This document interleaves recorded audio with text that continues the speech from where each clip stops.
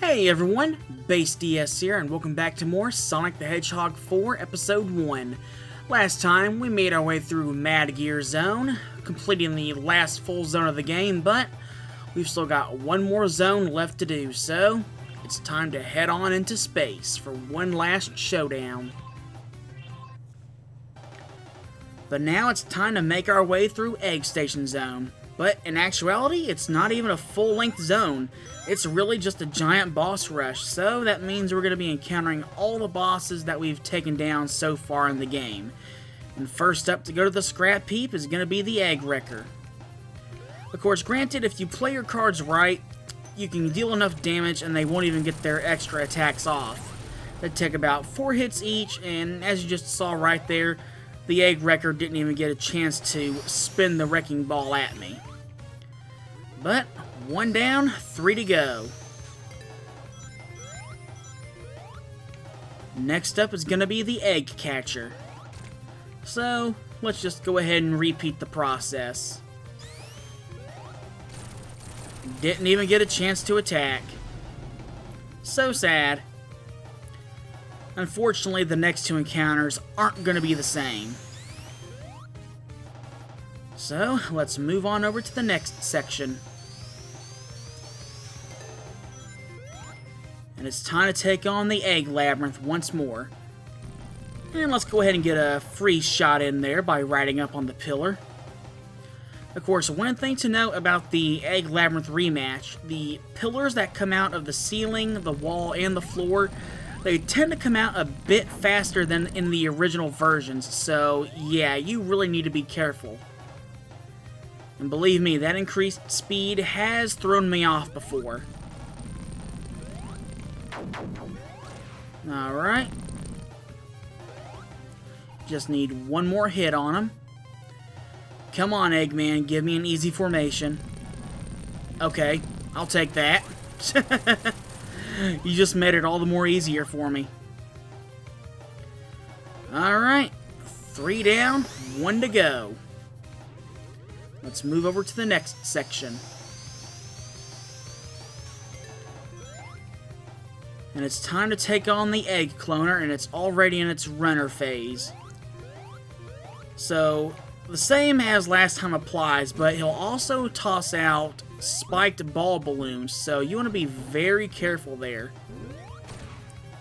Just make sure you don't homing attack any of the clones. Otherwise, that's not going to end too well for you. Alright. What you gonna do, Eggman? Alright, no problem. I got this. Alright. Sent the Egg Cloner back to the scrap heap, so let's move on over to the final section and take on the final boss.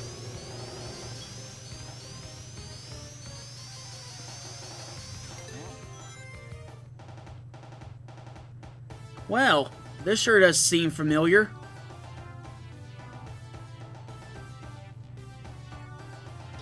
But then again, so does that. Yep, we are taking on the Death Egg Robot once more. But just like how the Egg Cloner was different here, the Death Egg Robot definitely acts a little bit differently here as well. So, first things first, we just have to wait till he flies up and he'll crash back down. So he'll either shoot out his fists as he did before in the original encounter, or he will walk forward. But luckily, you don't have to worry about getting hit by the spiked hands all the time while he's walking. Granted, he will raise his arm up to try and hit you that way, but it's not as deadly as its original incarnation. And plus, you've actually got rings this time, so I mean, you should be good at this point. And believe it or not, the Death Egg Robot actually takes 32 hits to bring down. Yes, I've counted before. Alright, he's getting ready for his second phase, so we'll just go ahead and cheese in a few shots there. So now for phase 2, the Death Egg Robot is surrounded by an electrical field, so you can't really hit it normally. Instead, we're going to have to draw the battle out a bit more, but he'll tend to hop around the arena. So now that he's back up in the air, we got to wait till he crashes down.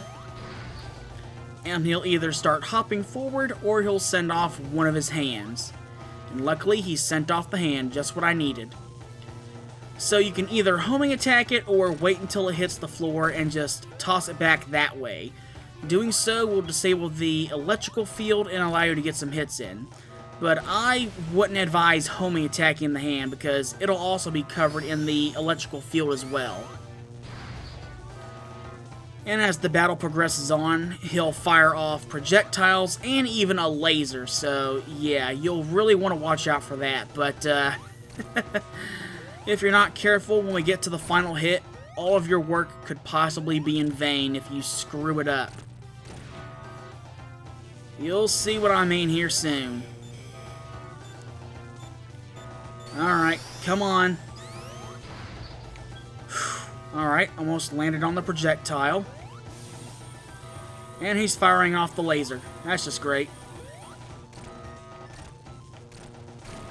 Alright, let's go ahead and deal in a couple more hits.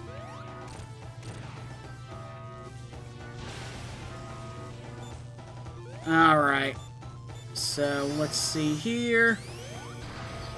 Move back over here, and he fired off some projectiles. Okay, it landed all the way over there.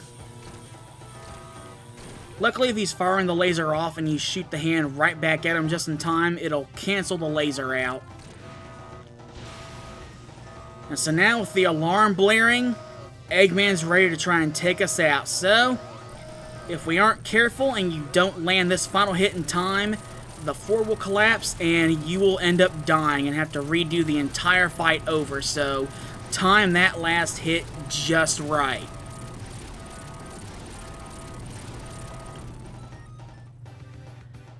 But with that, we are done with Egg Station Zone.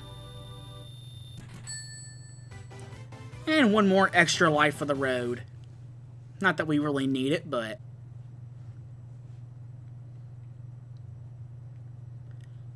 But now it's time to collect some rings.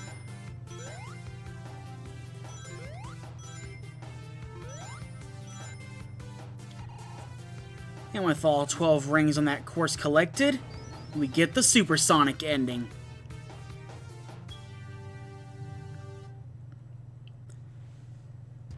And with that, we are done with Sonic the Hedgehog 4 Episode 1. But as I said earlier, to me, I enjoy having this game as the true sequel to Sonic 3 and Knuckles. Not many others think that way, but for me, I definitely prefer to have this over any other game. Some say that Sonic Advance was the true Sonic 4. Sorry, but this is. But hey, this is only the first part of the story. We still got a whole nother game to go through. But sadly, the next game in the Sonic 4 saga is going to be the last entry overall. There was meant to be an Episode 3, but only 2 episodes were made in the end, so unfortunate, but we've got to deal with it.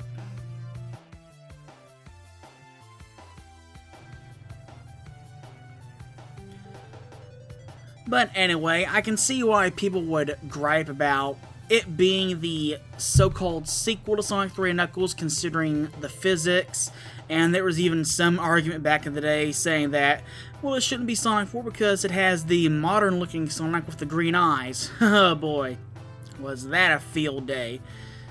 If I remember correctly, I think there was even a petition going on to where people said they would buy Sonic 1 instead of Sonic 4 the day that it came out, so yeah, some people were very hesitant about this game when it first came out. Granted, yeah, I will admit it does have some problems in the whole physics department, but I still enjoy it. I legitimately enjoy this game, and I mean, that's really all I can say on it. I had a blast when I first downloaded it on release day, and I still had a blast for doing this playthrough of it. So, either way, I enjoy this game, and that person right there in that screen, they were essentially dead right there, being chased by the giant drill wall and getting stopped by the crusher. So yeah, they were screwed right there. But anyway, yeah, as I said, this is only the first part to the Sonic 4 story. We still have another game to move on through, so we'll be tackling that next.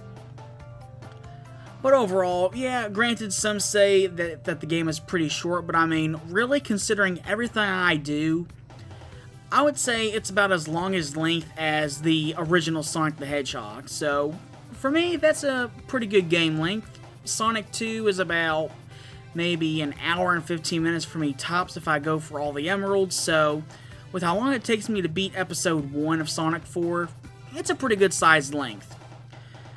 But anyway, that'll go ahead and bring things to a close here for now. So, until next time, thank you all for watching. I hope you're enjoying things so far. And I'll see you all again later when we conclude the Supersonic Summer Knuckles Marathon with Sonic the Hedgehog 4, Episode 2.